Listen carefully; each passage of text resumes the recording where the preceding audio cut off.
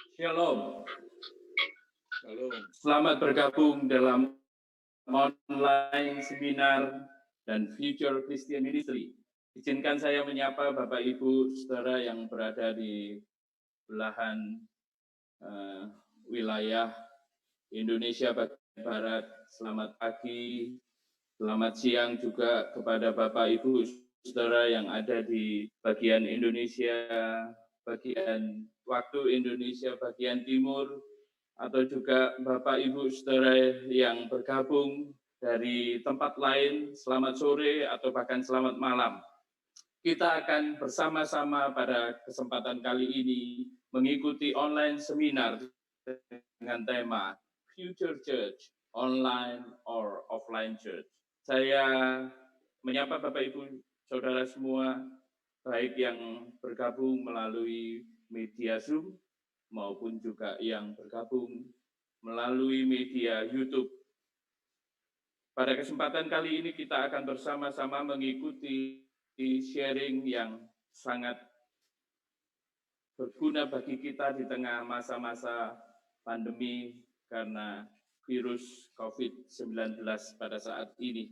Kita akan bersama-sama mendengarkan sharing paparan dari hamba-hamba Tuhan yang dengan berbaik hati bisa membagikan pemikiran dan pengalaman mereka bersama.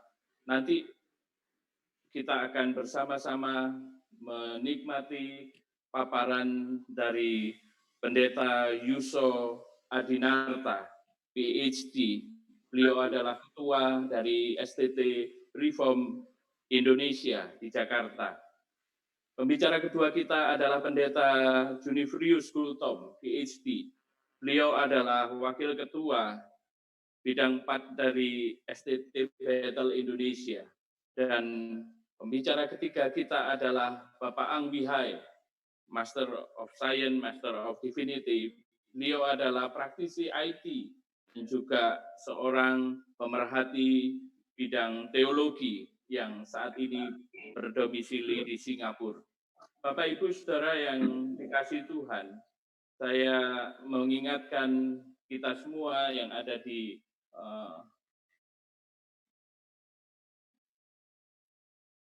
online room Zoom untuk unmute speaker Bapak Ibu Saudara demi kelancaran presentasi yang akan disampaikan oleh pembicara. Setiap pembicara akan menyampaikan materinya 15 menit, dimulai oleh Pendeta Yusuf, kemudian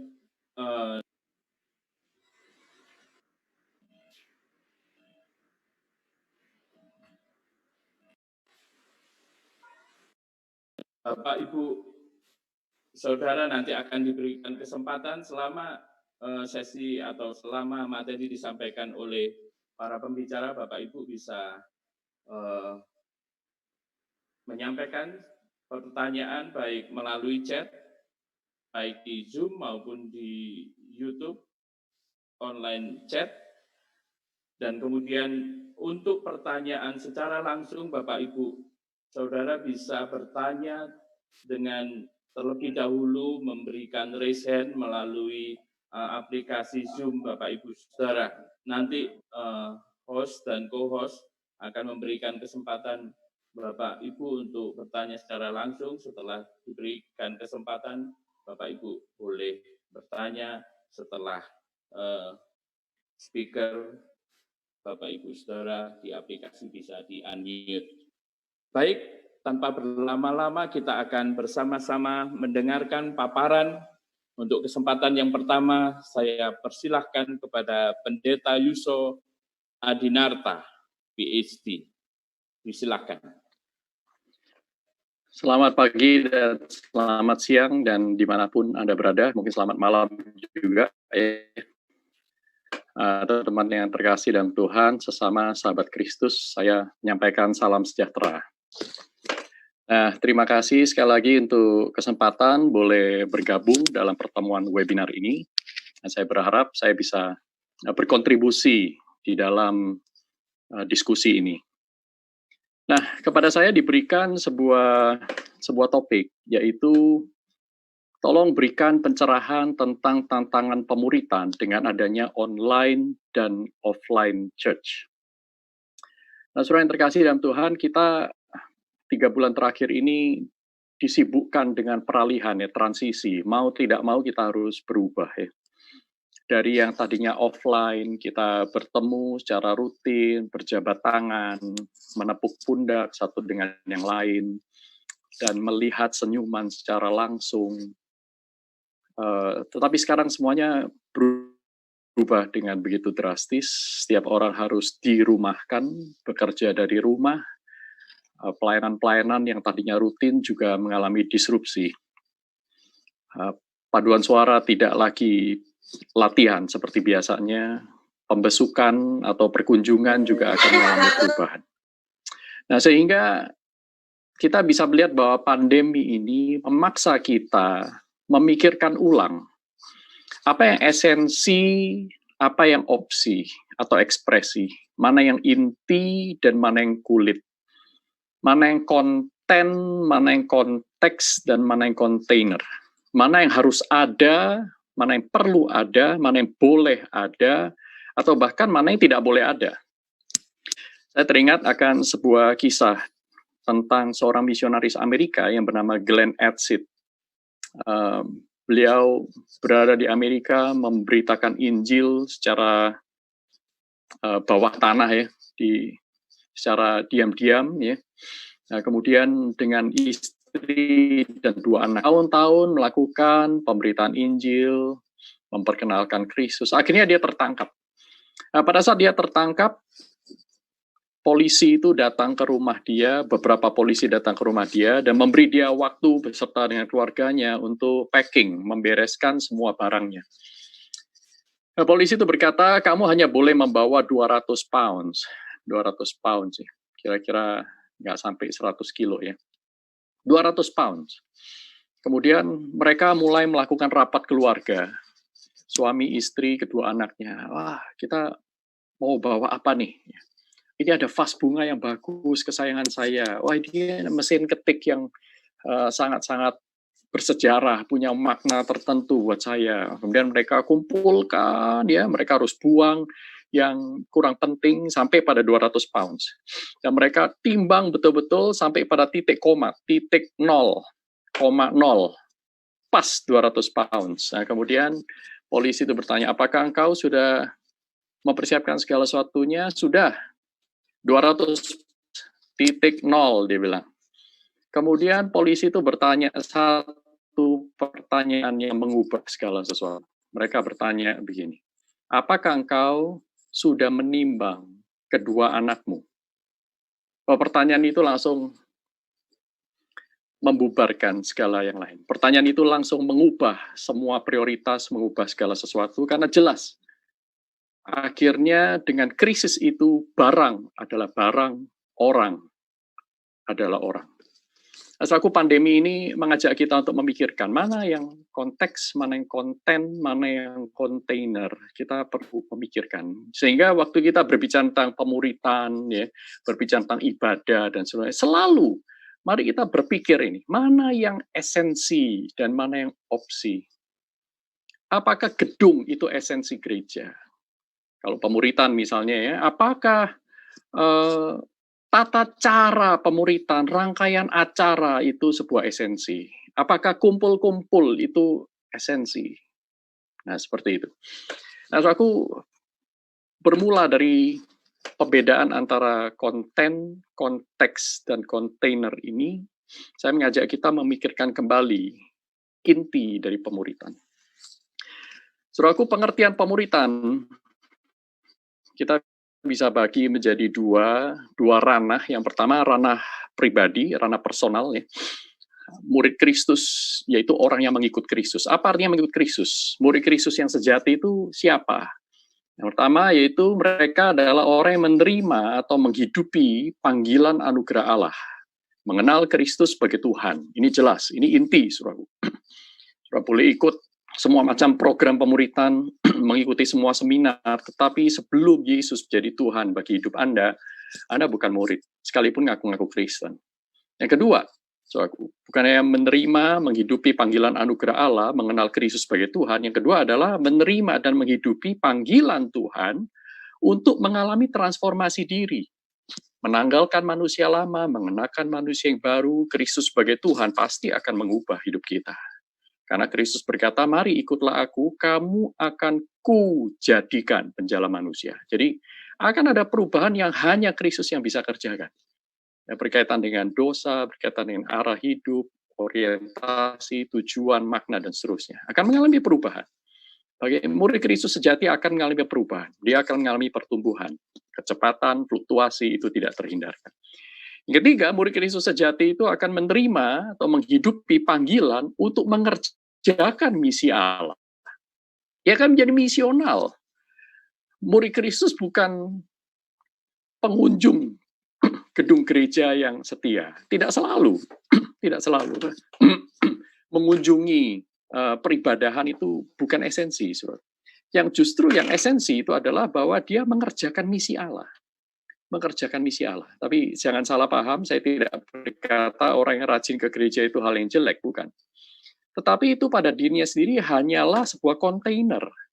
Tapi bukan konten. Kontennya adalah perubahan diri yang Paulus berkata dalam Roma 12 itu mempersembahkan hidup, tubuh kepada Tuhan.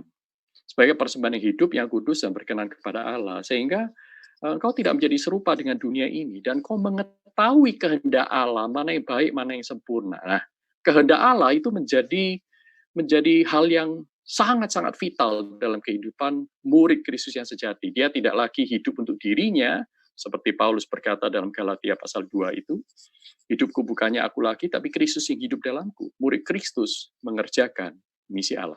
Nanti tentu Bang Junifrius akan berbicara lebih baik tentang misi Allah.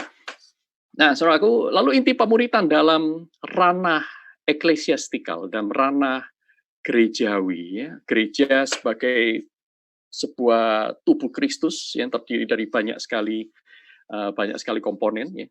Maka kita melihat bahwa pemuritan ini adalah strategi Allah untuk mengerjakan misinya di muka bumi. Sekali lagi, pemuritan adalah strategi Allah mengerjakan misinya di muka bumi. Nah, misi Allah ini misi yang seperti apa dulu? Bagaimana kita merumuskan misi Allah? Banyak teolog merumuskan, memberikan definisinya. David Bosch memberikan, Bavinck memberikan, dan saya menggunakan definisi misi yang diterima oleh banyak sekali kalangan, yaitu yang didefinisikan dalam Cape Town Commitment tahun 2010, ya.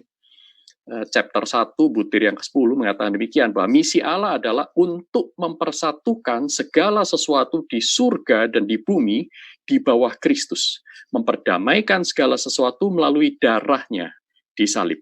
Nah, ini tentu adalah sebuah refleksi dari Efesus pasal 1 ayat 9-10 dan Filipi pasal 2 ayat 9-10.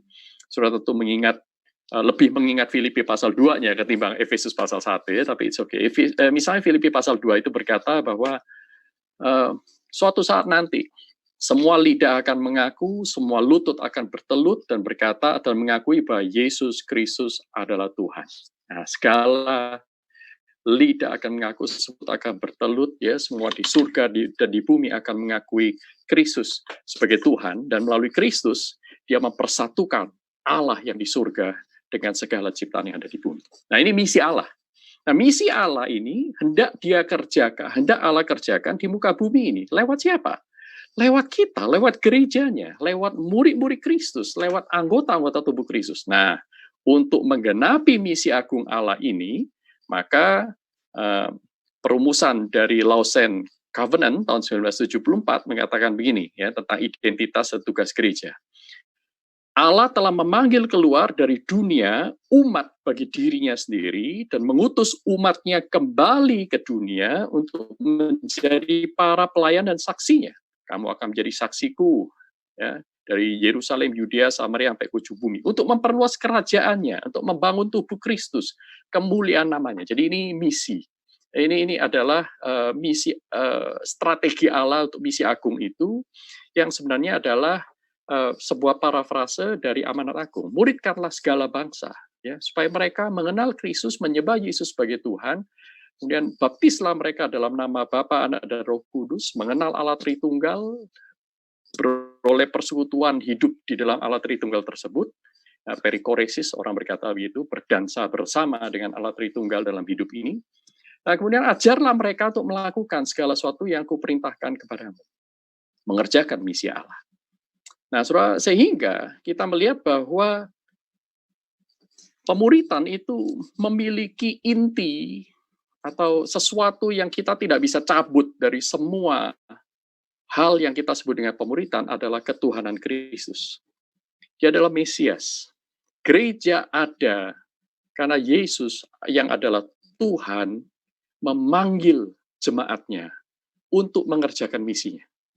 Nah, ini kita lihat dalam Matius pasal 16 ayat 18 sampai 19. Di atas batu karang ini, pengakuan Yesus sebagai Mesias, aku akan mendirikan jemaatku. Ya, mendirikan jemaatku. Aku akan mendirikan eklesiaku. Nah, sehingga eklesia ini akan menjadi garam dan terang dunia, menarik perhatian seluruh alam, seluruh ciptaan akan kehadiran Allah di dalam Kristus, perkataan Allah di dalam perkataan Kristus, karya Allah di dalam tubuh Kristus. Yaitu kita ini. Jadi, tidak ada pemuritan tanpa ketuhanan Kristus. Sama seperti tidak ada Kristen tanpa Kristus, maka tidak ada pemuritan tanpa Kristus sebagai Tuhan. Nah, lalu apa yang dimaksud dengan amanat agung? Ya, amanat agung adalah perumusan strategi misi Allah, yang tidak lain adalah pemuritan. Menolong orang lain untuk mengenal Kristus, mengakui dan menghidupi ketuhanan Kristus, ya. Kemudian dipersatukan dengan Allah Tritunggal, baptislah mereka, mengalami perubahan hidup dan melakukan misi Kristus. Ajarlah mereka untuk melakukan. Nah, sehingga kalau kita ingin sekali lagi merefleksikan kondisi pandemi ini, saudaraku, melihat inti pemuritan baik dalam ranah personal maupun ranah eklesiastikal ini, maka seharusnya kita sampai pada kesimpulan bahwa mengukur gereja itu harus menggunakan tolok ukur yang alkitabiah tentunya. Karena ini bukan gereja kita, ini gereja Tuhan.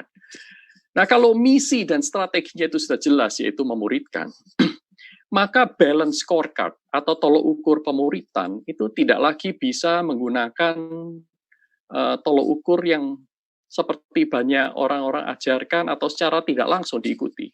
Yang disebut oleh Bill Hall, seorang pakar pemuritan itu juga sebagai Three Holy B's, ya, 3B yang kudus. Nah, 3B yang kudus itu bahasa Inggris, ya. Yang pertama itu bodies, bugs, and buildings. Ya. 3 Holy B ini adalah, saudaraku, jumlah pengunjung, jumlah uang yang berputar di gedung gereja, dan jumlah bangunan atau aset. Tidak bisa seperti ini, karena misi kita adalah bukan menarik jumlah pengunjung, bukan mengumpulkan uang, juga bukan membangun gedung. Misi Kristus jelas sekali, bangun tubuh Kristus. Membangun tubuh Kristus, membangun para muridnya, sehingga untuk menjadi sebagai kontras dari 3B yang kudus ini, maka saya menawarkan 3 yang lain, saudaraku. Yaitu pertama, saudaraku, gereja itu dianggap sukses. Pertama, kita harus ukur dari berapa banyak murid baru kita hasilkan dan kita utus. Kita utus ke masyarakat. Murid baru yang kita utus menjadi garam dan terang. Ya, berapa banyak. Yang kedua, bagaimana kualitas dari para murid yang kita utus dan yang kita muridkan dan kita utus tersebut. Kualitasnya bagaimana?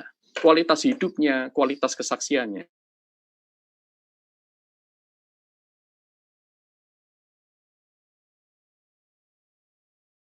Ya. Dan ketiga, nah kalau 3 hal ini kita tidak bisa evaluasi, saudara, jangan-jangan selama ini kita tidak sedang mengerjakan misi Tuhan. Jangan-jangan kita hanya menggunakan pelang gereja, tapi sebenarnya kita bukan gereja. Orang menggunakan pelang gereja belum tentu gereja. Orang mengaku-ngaku Kristen belum tentu murid Kristus juga, saudaraku. Itu yang dikatakan Alkitab, ya. Bukan semua orang yang berseru kepadaku Tuhan, Tuhan, menyebut Yesus Tuhan, itu ternyata adalah murid Kristus. Nah, oke, setelah kita bicara tentang inti, mari kita sekarang bicara tentang konteks dan kontainer. Nanti kita akan melihat tantangan kita sebenarnya itu ada di mana. Nah, saudara, konteks dan kontainer. Konteks itu adalah budaya, termasuk juga pandemi, ini adalah konteks. Kontainer itu adalah cara kita mengekspresikan konten, ya, cara kita mengekspresikan konten, cara kita beribadah online atau offline, ya, cara kita membaca Alkitab, cara kita berteologi, ini kontainer, kontainer. Jadi mestinya konten, yaitu pemuritan, ini harus memiliki kontainer. Nah, saudaraku, kontainer itu tentu ada kontainer yang baik, ada kontainer yang jelek, ada kontainer yang efektif, ada kontainer yang tidak efektif. Nah, disinilah kita bermain, saudaraku. Konten tidak ada kompromi, tetapi kontainer kita selalu berevolusi. Nah, kontainer ini efektif atau tidak efektifnya tergantung kepada konteks. Konteks. Ya, dalam konteks seperti pandemi ini, semua orang harus stay at home, work from home, school from home, saudaraku, akan aneh sekali kalau kita memaksakan orang menggunakan kontainer pertemuan offline misalnya. Ayo kita masih ketemu ribuan orang. Aneh sekali, saudaraku, tidak masuk dalam akal sehat. Karena itu Maaf, bukan Pak hanya Yusuf, membahayakan. waktunya habis. Baik, bukan hanya membahayakan dari para jemaat, saudaraku, tetapi kita juga tidak menjadi kesaksian yang baik bagi mereka, ya, dengan menggunakan fanatisme yang buta misalnya. Nah, saudaraku, nanti kita bisa lanjutkan perdebatan atau perbincangan konteks dan kontainer. Tapi ada beberapa hal yang saya ingin sampaikan untuk menggarisbawahi, ya. Konteks akan selalu berubah. Karena itu kontainer juga akan terus berubah. Nah, dalam perubahan ini, jangan melupakan isi hati, misi, dan kerinduan Allah. Jangan melupakan strategi yang Allah sudah amanatkan, yaitu pemuritan. Jangan terlalu pusing dengan kontainer, tetapi mari kita kembali kepada konten. Dan kemudian memilih, ya, kontainer yang terbaik yang kita bisa pakai untuk mencapai isi hati Allah tersebut, ya, untuk mengerjakan misi isi hati Allah. Apakah KTB, kelompok kecil online adalah solusi? Saudaraku, pemuritan bukan sekadar program, pemuritan itu gaya hidup, mempertuhankan Yesus sebagai Tuhan. Apakah kelompok kecil online itu adalah solusi? Saudaraku, belum tentu, karena tidak semua KTB atau KK online itu juga memuridkan. Banyak kontainer yang kosong, tanpa isi, tanpa Kristus sebagai Tuhan. Nah, saudara, saya pikir sampai di sini apa yang saya bisa paparkan, nanti mungkin bisa berkembang lagi dalam sesi tanya-jawab. Terima kasih Pak Yusuf Dewanto dan rekan-rekan semua yang sudah sabar. Ya. Berusaha merespon dengan cepat, ya. Tadi berkaitan dengan sakramen, ya. Maka saya kalau tadi kita menggunakan paradigma konten, konteks, dan kontainer, maka kita akan justru mendapatkan banyak sekali keuntungan dengan menggunakan cara paradigma berpikir seperti ini. Oke, kita bicara sakramen. Oke, sakramen itu apa? Kontennya apa? Kontennya itu adalah makna, kan? Sakramen diberikan oleh Tuhan menjadi sebuah tanda yang terlihat dari berkat Tuhan yang tidak terlihat. Sehingga ketika kita diberikan tanda yang terlihat itu, kita itu semakin diteguhkan. Karena kita ini manusia yang juga mempunyai aspek fisikal. Sehingga Tuhan memberikan kepada kita alam semesta supaya kita melihat, kita mengecap, kita merasakan. Nah, demikian pula sakramen itu diberikan karena kita ini manusia. Malaikat nggak perlu sakramen, manusia butuh sakramen. Manusia butuh tanda fisik yang terlihat untuk meneguhkan iman mereka kepada sesuatu yang tidak terlihat. Nah, sehingga kalau ini maknanya, tujuan Allah memberikan itu adalah untuk meneguhkan iman kita. Nah, maka kita lihat sekarang konteksnya bagaimana di zaman konteks Tuhan Yesus, ya, zaman konteks Tuhan Yesus, dia untuk meneguhkan iman dan mengingatkan mereka akan pengorbanan Kristus, maka Tuhan Yesus menggunakan perjamuan kudus. Nah, perjamuan kudus ini diminta oleh Tuhan Yesus secara khusus, lakukan ini, setiap kali engkau melakukannya, ingatlah akan aku yang sudah tercurah ini. Darahku tercurah, tubuhku tercabik, setiap kali kamu memakannya. Mengapa pakai makanan? Nah, ini tandanya, kan? Maka kita tanya meaning, kita tanya konten dulu. Karena apa yang kita makan itu menyatu dengan kita. Ketika kita makan satu simbolik, ya, roti dan anggur, maka apa yang kita makan itu menyatu dengan kita. Maka Tuhan Yesus berkata, makanlah, inilah tubuhku, inilah darahku. Artinya, kita diminta melalui sakramen tersebut mengingat kembali apa yang Tuhan Yesus sudah lakukan di masa yang lampau, dan mengingat kembali bahwa kita sekarang sudah dipersatukan dengan Kristus, dan mengingat kembali bahwa kita dipanggil untuk masa depan. Hidup bersama dengan Dia di dalam kekekalan. Nah, ini tujuan dari sakramen. Ada 3 spektrum waktu yang sebenarnya Tuhan ingin sampaikan kepada kita. Nah, itu konteks pada zaman itu, maka Tuhan Yesus menggunakan elemen roti dan anggur, ya. Maka kita harus tahu bahwa elemen itu kontainernya. Konteksnya adalah pada saat itu memang orang menggunakan makanan untuk dimakan, ya, sama seperti kita sekarang juga begitu, ya. Maka kita pakai makanan, saudaraku. Jangan pakai permen karet gitu misalnya. Nah, kontainer itu dipilih oleh Tuhan Yesus untuk menyampaikan konten supaya konten itu bisa sampai dengan baik. Maka kontainer dipilih yang terbaik untuk bisa menyampaikan konten dengan baik. Sekarang kondisinya online. Nah, sekarang kondisinya online ini. Kita harus ingat, konten apa yang ingin disampaikan? Meneguhkan iman jemaat. Meneguhkan mereka apa? Akan persekutuan mereka dengan Kristus. Untuk apa yang Kristus sudah kerjakan di masa lampau, dan identitas baru di masa yang sekarang, serta harapan eskatologis di masa yang akan datang. Nah, saudara, apakah boleh dilakukan online? Menurut saya tidak terhindarkan. Jadi sebagai kontainer, ini tidak sakral. Kontainer itu seperti tadi saya katakan, konten kita tidak kompromi, konten nggak boleh berubah, karena berdasarkan firman Tuhan, firman-Nya dari dulu, sekarang, sampai selama-lamanya akan tetap ada. Tetapi kontainer berubah, rotinya boleh berubah, anggurnya boleh berubah. Nah, tetapi kita tidak boleh lupa maknanya. Jangan sampai waktu kita memilih kontainer, kita memilih kontainer yang mendistraksi kita dari konten. Ya, misalnya, kalau zaman kita sih bukan roti dan anggur, ya, kita sekarang mau pakai ini deh, keropok dan tuak, misalnya seperti itu, ya, atau keropok dan Coca-Cola gitu misalnya. Nah, saudara, kita jadi kehilangan kontennya kalau kita tidak bijaksana memilih kontainer. Nah, sekarang pertanyaannya adalah apakah boleh kita lakukan sakramen online, padahal sakramen itu kan biasanya, kata orangnya, dilakukan oleh hamba-hamba Tuhan, dipimpin oleh hamba Tuhan. Saudara, menurut saya itu kontainer, ya, kontainer. Saya tidak ingin memaksakan di dalam konteks seperti ini, kita itu memelihara kontainer. Kontenlah yang harus kita pelihara.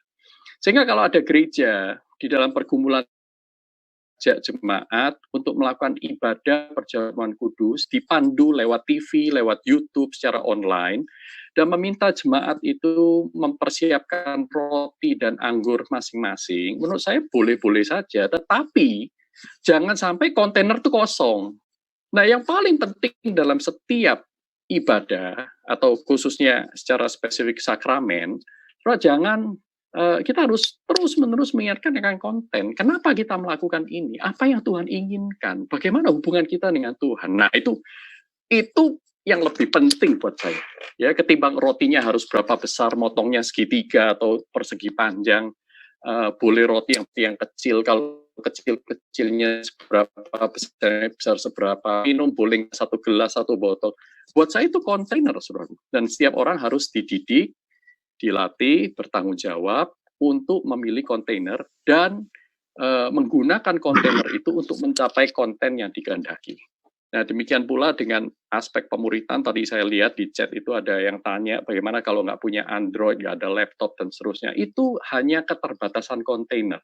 Marilah kita berkreasi, ya, jadilah kreatif. Misalnya lakukan tetap pembesukan dari rumah ke rumah, tapi jangan masuk rumah. Misalnya hanya di pagar, misalnya berdoa bersama, ajak seluruh keluarga keluar. Masih bisa physical distancing dan lain-lain.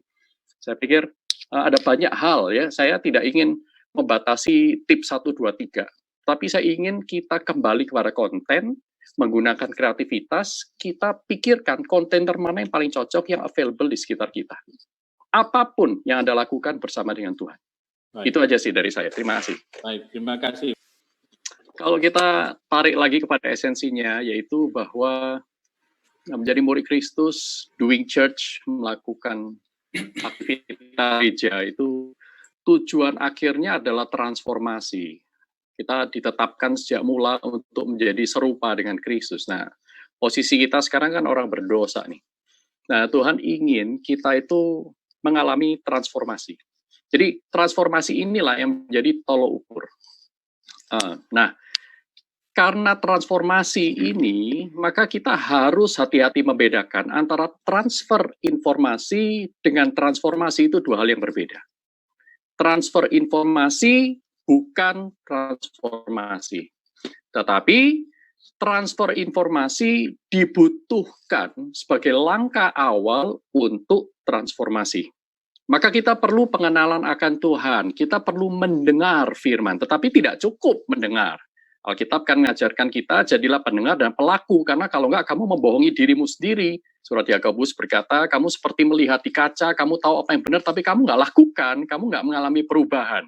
Seperti itu. Tuhan Yesus juga berkata, seperti dua orang, yang satu membangun rumah di atas batu karang, satu membangun rumah di atas pasir. Itu membedakan antara mendengar dan melakukan. Jadi, digitalisasi, globalisasi, dan segala sesuatu. Dan pandemi ini membuat kita sedikit banyak bergantung kepada digitalisasi. Dengan ibadah online, seminar online, webinar online, semuanya itu. Nah, saudara, ini semuanya sebenarnya Tuhan sedang memberikan kepada kita peluang. Saya setuju dengan Pak Wihai yang berkata, ini peluang untuk menyampaikan transfer informasi secara masif. Injil harus diberitakan, tapi ingat ya, pemberitaan Injil itu baru satu langkah.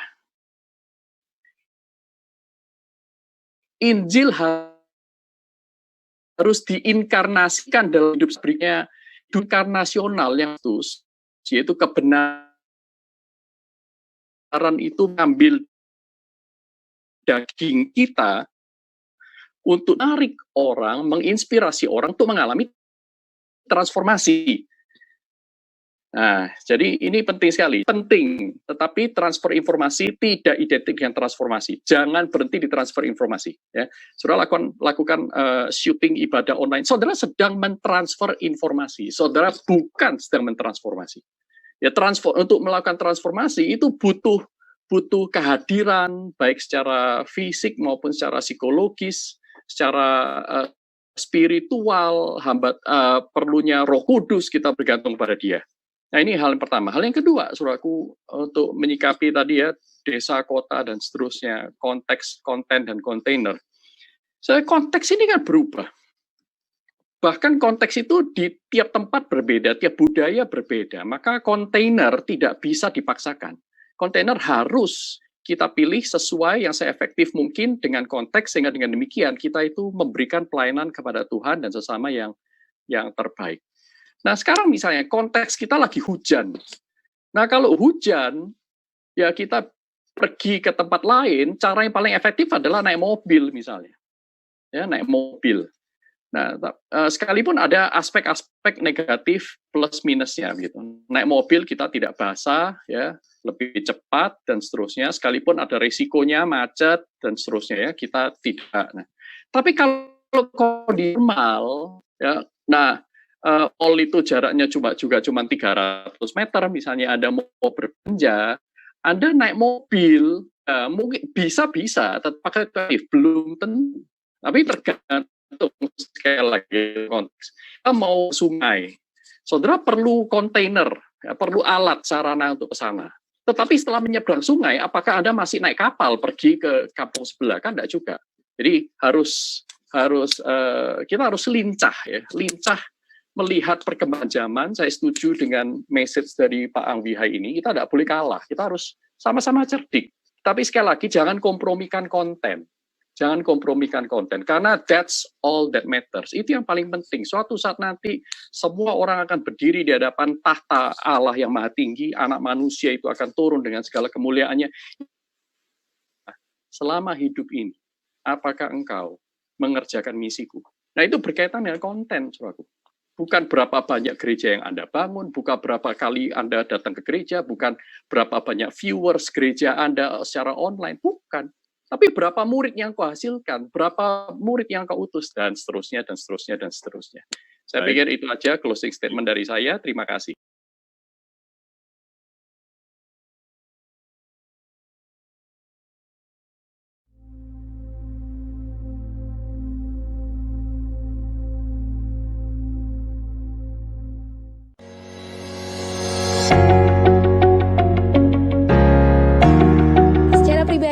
ketika saya melewati masa remaja saya di kampus ini, saya merasa ditolong untuk menemukan identitas dan panggilan saya sebagai hamba Tuhan. Saya mengalami bagaimana kampus ini membentuk saya secara kognitif untuk membentuk kerangka teologi berdasarkan teologi Reform Injili, serta membekali dengan berbagai kemampuan praktika pelayanan, baik dalam konseling maupun ibadah, serta mengasah spiritualitas saya yang bertumbuh secara otentik sesuai dengan keunikan jiwa yang Tuhan ciptakan.